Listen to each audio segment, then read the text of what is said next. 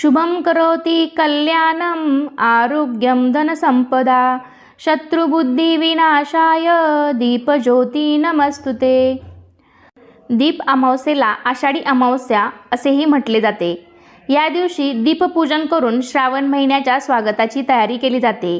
अंधारातून प्रकाशाच्या वाटेवर नेणारा दिवा हा मांगल्याचे प्रतीक आहे। त्यामुळे अनेक चांगल्या वाईट प्रसंगामध्ये आपल्या संस्कृतीत दिव्याला विशेष महत्त्व आहे। आषाढ अमावस्या म्हणजेच दीप अमावस्या। या दीप अमावस्येला दिव्यांची आरास करून दिव्यांची पूजा करायची असते। दररोज सकाळी देवाजवळ जे दिवे तेवत असतात ते दिवे आपल्याला प्रकाश देतात। त्या दिव्यांच्या पूजनाचा सुद्धा एक दिवस असतो आणि तो म्हणजे दीप अमावस्या। तर आजच्या व्हिडिओमध्ये मी तुम्हाला आषाढ अमावस्येच्या दिवशी दिव्यांची अगदी साध्या आणि सोप्या पद्धतीने पूजा कशी करायची हे मी प्रत्यक्ष आजच्या व्हिडिओमध्ये दाखवणार आहे। यंदा दीप अमावस्या आणि सूर्यग्रहण एकाच दिवशी, मग दीपपूजन कोणत्या वेळेत करावे, सकाळी की संध्याकाळी, तसेच ग्रहणाचा जो काही काळ आहे, सूतक काळ असणार आहे किंवा सूर्यग्रहण कधीपासून कधीपर्यंत असणार आहे याबद्दलची सविस्तर माहिती तुम्हाला मी या व्हिडिओमध्ये देणार आहे। त्याचबरोबर ही पूजा करण्यासाठी कोणकोणते साहित्य लागते, पूजा झाल्यानंतर या कणकेच्या दिव्यांचं काय करायचं, त्याचबरोबर या दिवशी लहान मुलांना का ओवाळलं जातं, तर अशी संपूर्ण माहिती तुम्हाला मी आजच्या व्हिडिओमध्ये देणार आहे। त्यासाठी हा व्हिडिओ शेवटपर्यंत नक्की पहा। पण त्याआधी तुम्ही आपल्या चॅनलवरती नवीन असाल तर चॅनलला नक्की सबस्क्राईब करा। लगेचच आजच्या व्हिडिओला सुरुवात करूया। हिंदू धर्मात अमावस्येला अत्यंत महत्त्वाचे मानले जाते। अमावस्येच्या दिवशी पितरांचे तर्पण, पूजापाठ, दानधर्म करण्याला विशेष स्थान आहे। प्रत्येक महिन्यात अमावस्या तिथी येते आणि आषाढ महिन्यात येणाऱ्या अमावस्येला दीप अमावस्या असे म्हणतात। श्रावण सुरू होण्यापूर्वी ही अमावस्या येते। या अमावस्येला दीपदान करण्याची पद्धत आहे। श्रावण सुरू होण्याआधी आषाढाची सांगता दीप अमावस्येने होते। या दिवशी दिव्याचे पूजन करण्याची प्रथा आहे। तसेच पितृदेवतांचे देखील तर्पण या दिवशी केले जाते। मात्र काही जण दीप अमावस्येला गटारी अमावस्या म्हणून साजरी करतात। मात्र हा दिवस पवित्र असून या दिवशी काही चुकीच्या गोष्टी केल्यास नक्कीच त्याचा फटका बसू शकतो असे शास्त्र सांगते। दीप अमावस्येच्या दिवशी धार्मिक कार्ये, पूजापाठ केली जातात। तसेच या दिवशी दिव्यांचे दान देखील केले जाते। यामुळे जीवनात आनंद, सुख आणि समृद्धी येते। याशिवाय दीप अमावस्येला काही ज्योतिषीय उपाय देखील केले जातात, ज्यामुळे पितृदोष देखील दूर होतो अशी मान्यता आहे। एकंदरीतच ही अमावस्या अतिशय महत्त्वाची मानली जाते। आषाढ महिन्यातील कृष्ण पक्षातील अमावस्या तिथी 11 ऑगस्ट रोजी रात्री 1:53 सुरू होईल आणि 12 ऑगस्ट रोजी रात्री 11:06 संपेल। याच आषाढ अमावस्येला दीप अमावस्या असे म्हणतात। त्यामुळे दीप अमावस्या यंदा 12 ऑगस्ट बुधवार रोजी असणार आहे। यावेळी पितृकर्माशी संबंधित कामे 12 ऑगस्ट रोजी म्हणजेच दीप अमावस्या आहे तर ती आपण 12 ऑगस्ट रोजी साजरी करायची आहे आणि याच दिवशी आपण 12 ऑगस्टलाच दिव्याचे पूजन देखील करायचे आहे। यंदा बुधवार दिनांक 12 ऑगस्ट 2026 रोजी दीप अमावस्या आलेली आहे। आषाढ अमावस्येच्या शेवटच्या दिवशी ही अमावस्या येते, तर त्याच्या दुसऱ्या दिवशी श्रावण महिन्याला सुरुवात होते। पंचांगानुसार 12 ऑगस्ट 2026 रोजी आषाढ अमावस्या म्हणजेच दीप अमावस्या आहे आणि याच दिवशी सूर्यग्रहण आहे। मात्र हे सूर्यग्रहण भारतामध्ये, त्यातल्या त्यात महाराष्ट्रामध्ये म्हणजे भारतामध्येच हे ग्रहण दिसणार नाही। त्यामुळे भारतासाठी ग्रहणाचा सूतकाळ लागू होत नाही आणि त्यामुळेच तुम्ही या दिवशी तुमची काही दीप अमावस्या आहे, दीपपूजन आहे, तर ते तुम्ही प्रदोष काळामध्ये साधारणतः 6:30 ते 8:15 या दरम्यान तुम्ही ही पूजा करू शकता, पूजा मांडणी करू शकता। तसेही हे ग्रहण भारतात दिसणार नाही आणि ग्रहणाचा कालावधी आपल्याकडे भारतीय वेळेनुसार रात्री 9:04 पासून ते रात्री 1:27 असणार आहे। तर त्यामुळे तुम्ही त्याच्या अगोदर जरी तुमच्या काही मनामध्ये शंका कुशंका असतील तर तुम्ही 9 वाजायच्या अगोदर सुद्धा ही पूजा करू शकता। दीपपूजनासाठी सर्वात वेळ चांगली कोणती असते बघा, सूर्यास्तानंतरचा प्रदोष काळ साधारणतः सायंकाळी 7:45 ते 8:15 या दरम्यानचा जो काही वेळ आहे किंवा काळ आहे तर त्यासाठी आपण त्या वेळेमध्ये दीपपूजन करू शकतो। तर या काळात घरातील सर्व दिवे स्वच्छ करून प्रज्वलित करून त्याची पूजा आपल्याला करता येईल। तर पूजा करण्यासाठी आपल्याला साहित्य लागणार आहे। पाण्याने एक कलश भरून घ्यायचा आहे, हळदी कुंकू घ्यायचा आहे, अक्षदा, गुळ खोबऱ्याचा नैवेद्य घ्यायचा आहे, तसंच चुरमुरे आणि लाह्या याचा सुद्धा नैवेद्य असतो, तर मला इथे मिळालेलं नाही, त्यामुळे मी ते दाखवलेलं नाही. जे काही आपल्याकडे दिवे आहेत ते सुद्धा घासून पुसून घ्यायचे आहेत. आघाडा दुर्वा तुम्हाला मिळाला तर ते सुद्धा तुम्हाला घ्यायचं आहे. काही फुलं घ्यायची आहेत, फुलवाती घ्यायची आहे, अगरबत्ती, धूप, माचीस, जे काही आपल्याला आरतीसाठी सामान लागतं ते सुद्धा आपल्याला इथे घ्यायचं आहे. तर एवढं सगळं साहित्य घेऊन आपण इथे पूजा करणार आहोत. मेन म्हणजे या दिवशी तुम्हाला आघाडा आणि दुर्वा हे सुद्धा लागतं. काही पिवळे फुलं लागतात, ती सुद्धा घ्यायची आहेत. त्यानंतर इथे मी कणकेचे दिवे घेतलेले आहेत. कणिक आणि गूळ घालून हे दिवे केले जातात आणि याच दिव्यांनी इतर दिव्यांना ओवाळले जाते. याचाच नैवेद्य दिव्यांना दाखवला जातो. त्यामुळे हे दिवे दिव्याच्या पूजनासाठी महत्त्वाचे आहेत. आषाढ महिन्याच्या शेवटच्या दिवशी ही अमावस्या येते, तर याच्या दुसऱ्या दिवशी श्रावण महिन्याला सुरुवात होते. या दीप अमावस्येच्या दिवशी तुमच्या घरातले जे काही छोटे मोठे तांब्या पितळ्याचे, चांदीचे दिवे, समई, कंदील, लांबण दिवे हे सर्व प्रकारचे दिवे घासून पुसून स्वच्छ केले जातात आणि त्याची पूजा केली जाते. तर या दिवशी सकाळी लवकर उठून स्वच्छ अंघोळ करून तुम्ही नित्यनेमाने रोजच्या देवाची पूजा करायची आहे आणि त्यानंतर तुम्ही या दिव्याची पूजा करू शकता. पूजा देवघरात पण तुम्ही मांडू शकता किंवा वेगळी पूजा मांडणार असाल तर तिथली जागा आधी स्वच्छ करून घ्या. तिथे एक चौरंग मांडून त्यावरती लाल वस्त्र टाका. तर कोणतीही पूजा करताना आपण सर्वात आधी गणपती बाप्पांची पूजा करतो. तर गणपती बाप्पांची पूजा करून घेऊयात.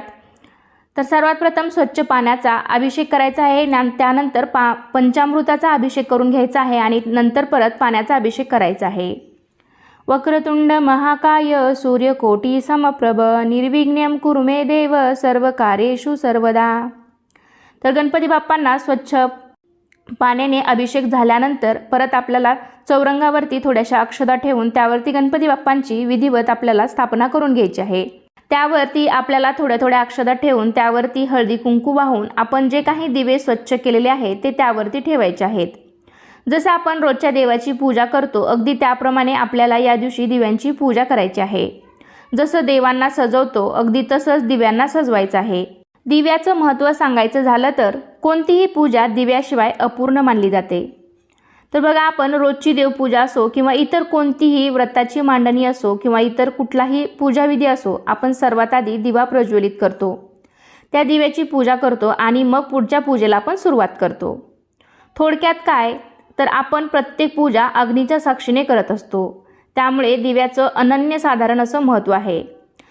गणपती बाप्पांना हळदी कुंकू, अक्षदा, फुलं व्हायची आहेत. गणपतीला प्रिय असणाऱ्या दुर्वा आपल्याला तुमच्याकडे असतील तर व्हायचे आहेत. जास्वंदीचे फूल असेल तर ते व्हायचे आहे. जानवं, वस्त्रमाळ वाहून घ्यायची आहे. अक्षदा व्हायचे आहेत. धूपदीप ओवाळायचा आहे. मनोभावे आणि मनोभावे नमस्कार करायचा आहे. त्यानंतर जे दिवे आपल्याला वर्षानुवर्ष प्रकाश देतात, देवाजवळ तेवत असतात, त्या दिव्यांची आपल्याला पूजा करायची आहे. प्रत्येक दिव्यावरती आपल्याला हळदी कुंकू व्हायचं आहे, अक्षदा व्हायच्या आहेत, वस्त्रमाळ तुम्ही केली असेल तर ती अर्पण करायची आहे. दिव्यांना फुलं व्हायची आहेत. दिव्याची पूजा केल्यावर महालक्ष्मी प्रसन्न होते आणि माता लक्ष्मीची कृपा सदैव आपल्यावरती राहते. घरामध्ये सुख शांती लाभते. आपल्या आयुष्यातील अंधकार दूर होऊन आपले आयुष्य प्रकाशाने उजळते अशी मान्यता आहे. कोणत्याही कार्याचा शुभारंभ करताना दिवा लावून देवाची मनोभावे प्रार्थना केली जाते. अंधारातून प्रकाशाच्या वाटेवर नेणारा दिवा हा मांगल्याचे प्रतीक आहे. त्यामुळे आपल्या भारतीय संस्कृतीमध्ये दिव्याचे खूप विशेष महत्त्व आहे. तुमच्याकडे फुलं असतील तर फुलं वाहून घ्यायचं आहे. हळदी कुंकू, अक्षदा व्हायच्या आहेत. धूपदीप ओवाळायचा आहे. आणि या दिवशी विशेष म्हणजे दुर्वा आणि आघाडासुद्धा अर्पण करायचा आहे. तुमच्याकडे तुम्हाला मिळाला तर या दिवशी नक्कीच जे काही दिवे आहेत त्या सर्वांना दुर्वा आणि आघाडासुद्धा व्हायचा आहे. या दिवशी शक्य झालं तर आघाडा, दुर्वा आणि पिवळी फुले ही दिव्यांना नक्की अर्पण करावी. या दिवशी याचं खूप महत्त्व आहे. तर अशा प्रकारे पूजा झाल्यानंतर हे सर्व आपल्याला अर्पण करायचं आहे आणि त्यानंतर शेवटी आपल्याला नैवेद्य दाखवायचा आहे. त्या दिवशी कणकेच्या गोड दिव्यांचाही नैवेद्य दाखवायचा आहे. त्याचबरोबर काही ठिकाणी ज्वारीच्या लाह्या, काही ठिकाणी चिरमुऱ्याचा सुद्धा नैवेद्य दाखवला जातो. तरी इथे तुम्ही पाण्याचं मंडल करून तो नैवेद्य इथे दाखवायचा आहे. तर मी इथे गुळ खोबऱ्याचा नैवेद्य दाखवलेला आहे. माझ्याकडे चुरमुरे किंवा ज्वारीच्या लाह्या नव्हत्या, त्यामुळे मी इथे फक्त गुळ खोबऱ्याचाच नैवेद्य दाखवलेला आहे. किंवा तुम्ही मग दूध साखरेचा सुद्धा नैवेद्य दाखवू शकता.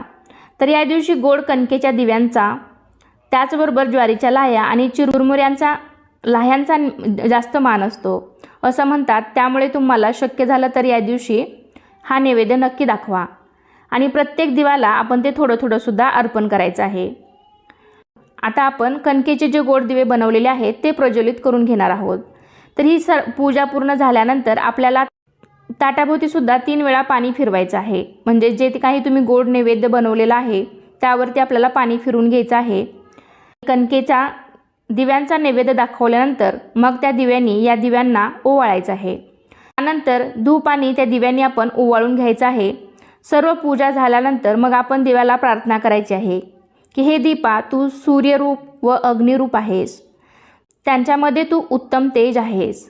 माझ्या पूजेचा तू स्वीकार कर आणि माझ्या सर्व इच्छा पूर्ण कर, अशी आपल्याला हात जोडून प्रार्थना करायची आहे. आणि त्यानंतर तुम्ही आरती करायची आहे, धूपदीप दाखवायचा आहे आणि शेवटी दिव्यांची कहाणी ऐकायची आहे किंवा वाचायची आहे. त्यानंतर अशी पूजा झाल्यानंतर आपल्या घरातील जी काही लहान मुले असतील तर त्यांचंसुद्धा याच दिव्यांनी औक्षण करून घ्यायचं आहे. या दिवशी सर्व मुलांना ओवाळलं जातं, त्यांचं औक्षण केलं जातं. तर यामागे एक पौराणिक कथासुद्धा सांगितली जाते. तर ती अशी आहे, मी थोडक्यात तुम्हाला सांगते. यमुनेच्या तीरावर जेव्हा गाईगुरांचा मृत्यू होऊ लागला तेव्हा यमुनेत लपलेल्या कालिया नागाला अद्दल घडवण्यासाठी श्रीकृष्णाने त्याला हरवून त्याच्यावरती स्वार होत सर्व गोकुळवासियांना भयमुक्त केले. त्यामुळे यशोदेसह सर्व सुवासिनींनी गोपाळकृष्णाची दिव्यांनी आरती केली आणि असंच तेज, धैर्य, शौर्य आमच्याही मुलांना मिळू दे अशी प्रार्थना केली. तेव्हापासून ही प्रथा सुरू झाली असं म्हटलं जातं. तर हा प्रसंग आषाढ अमावस्येला घडल्यामुळे त्या दिवशी दिव्यांनी आसमंत उजळून निघाल्यांनी त्या रात्रीला दिव्यांची आवस असे म्हटले जाऊ लागले. तर सायंकाळी दिव्यांची आरती करायची आहे. त्यानंतर श्लोक म्हणायचा आहे, शुभम करोती कल्याणम आरोग्यम धनसंपदा शत्रुबुद्धी विनाशाय दीपज्योती नमस्तुते. दिव्या दिव्या दीपत्कार कानी कुंडल मोती हार. दिव्याला पाहून नमस्कार.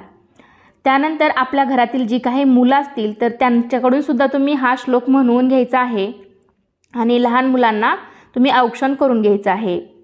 लहान मुले ही घरातील वंशाचा दिवा आहेत असं म्हणतात, म्हणून त्या दिवशी त्यांना ओवाळलं जातं. मुलांनाही दिव्यांनी ओवाळून त्यांनाही दिव्याचे तेज लाभू दे अशी प्रार्थना करायची आहे. लहान मुलांना या दिवशी का ओवाळावे असाही प्रश्न तुम्हाला पडू शकतो. तर प्रकाश हा अंधकार दूर करून सारे काही उजळून टाकतो असं मानलं जातं. त्याचप्रमाणे संकटांच्या अंधकाराला चिरून सर्व संकट दूर करून मुलांचे आयुष्यही नवीन उमेद, शक्ती, ऊर्जेने उजळून निघावे या इच्छेने मुलांना या दिवशी दिव्याने ओवाळले जाते. तर अशा प्रकारे आपली संपूर्ण पूजा झाल्यानंतर शेवटी आपल्याला या दिव्याकडे कुटुंबाच्या सुखसमृद्धीसाठी प्रार्थना करायची आहे. तर ही पूजा दुसऱ्या दिवशी सकाळी उचलायची आहे. पण आपण जे कणकेचे गोड दिवे बनवले आहेत तर ते काय करायचं, तर ते दिवे आपण खायचे असतात. त्या दिव्यांचा नैवेद्य दाखवल्यानंतर आपण ओवाळल्यानंतर ते दिवे शांत झाल्यावर तुम्ही संध्याकाळी हे दिवे खाऊ शकता. कारण आपण हे दिवे कणकेपासून त्यामध्ये गूळ घालून बनवलेले असतात.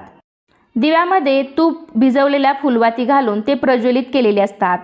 त्यामध्ये बऱ्यापैकी तूपसुद्धा मुरलेलं असतं, त्यामुळे ते दिवे खायलाही चांगले लागतात. आणि जरी तुम्हाला हे दिवे खायचे नसले तरीसुद्धा तुम्ही दुसऱ्या दिवशी ते गाईलाही खाऊ घालू शकता. तर अशा प्रकारे आजच्या व्हिडिओमध्ये मी तुम्हाला दीप अमावस्येबद्दल बरीच माहिती देण्याचा प्रयत्न केलेला आहे. तर कसा वाटला तुम्हाला आजचा व्हिडिओ नक्कीच मला कमेंटद्वारे सांगा. अजूनही काही तुमचे प्रश्न असतील तर मला कमेंटद्वारे नक्की विचारा. आणि आजचा हा व्हिडिओ तुम्हाला आवडला असेल तर व्हिडिओला लाईक करा, तुमच्या फ्रेंड फॅमिलीमध्ये नक्की शेअर करा. आणि आपले व्हिडिओ तुम्ही पहिल्यांदाच पाहत असाल तर चॅनेललासुद्धा नक्की सबस्क्राईब करा. चला तर पुन्हा भेटूया अशाच एका छानशा आणि माहितीपूर्ण व्हिडिओमध्ये. तोपर्यंत धन्यवाद. श्री स्वामी समर्थ.